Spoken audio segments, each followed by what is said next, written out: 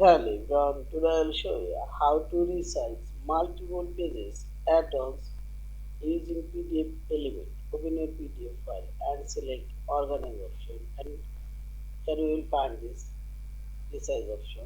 Select your resize and resize dialog box now open. Now select the page range, custom page range and resize first 3 pages type and first 3 pages now selected, and this is resize page size box and select any dimension of size and which one you want. I will resize is tablet size. Also you can put a custom resize page option tablet. Now we will select apply. As this first 3 pages now resize and also select resize option. First we have to save your page.